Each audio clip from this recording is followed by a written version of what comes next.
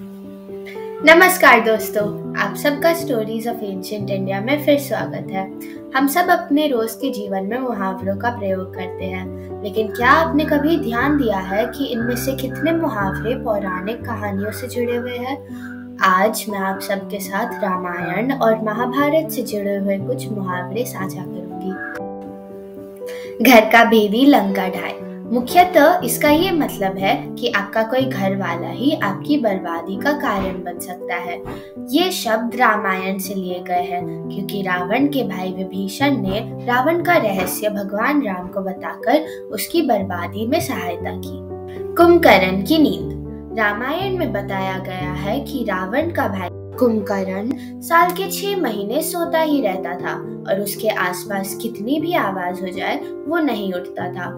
अगर कोई बहुत गहरी नींद में सोता है तो उसकी नींद को कुंभकर्ण की नींद कहते हैं। अंगद का पैर। जब कोई कहीं जाकर जम जाता है और हिलता ही नहीं है तो उसे अंगद का पैर कहते हैं, क्योंकि रामायण में श्री राम ने अंगद को दूत बनाकर रावण के दरबार भेजा था। लेकिन जब रावण ने अंगद और उसकी वानर सेना का मजाक उड़ाया तब अंगद ने अपना पांव नीचे रखकर रावण और उसके दरबारियों को उसे हिलाने की चुनौती दी। लाख कोशिशों के बावजूद कोई नहीं हिला सका। प्राण जाए पर वचन न जाए। जब कोई अपने वादे से मुकरता है तब हम यह मुहावरे का इस्तेमाल करते हैं, और इसकी शुरुआत श्री राम से हुई थी क्योंकि उन्होंने अपने पिता का वादा रखने के लिए सब कुछ छोड़कर वनवास ले लिया। भीष्म प्रतिज्ञा। महाभारत में बताया गया है कि श्री भीष्म पितामह ने एक प्रतिज्ञा ली थी कि वे जिंदगी भर विवाह नहीं करेंगे ताकि उनके पिता एक मछुआरे की बेटी से शादी कर सके। उन्होंने ये प्रतिज्ञा जीवन भर नहीं तोड़ी, इसलिए जब कोई अपने वादे पर अड़े रहता है तो उसे भीष्म प्रतिज्ञा कहते हैं। शकुनी की चाल।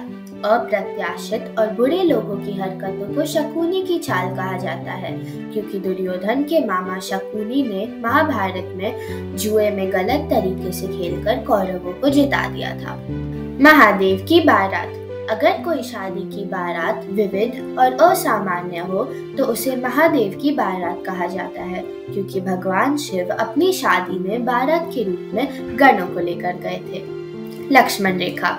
रामायण में लक्ष्मण रेखा वह रेखा थी जो लक्ष्मण जी सीता की रक्षा करने के लिए झोपड़ी के आगे बनाकर गए थे। आज के संदर्भ में हर देश की सीमा लक्ष्मण रेखा है, क्योंकि उसे वीजा के बिना पार नहीं किया जा सकता। और इसी के साथ दोस्तों मैं इस वीडियो के अंत पर आती हूँ। मुझे आशा है कि आपको ये वीडियो पसंद आया। कृपया लाइक, शेयर और सब्सक्राइब करके मुझे प्रोत्साहित कीजिए। धन्यवाद।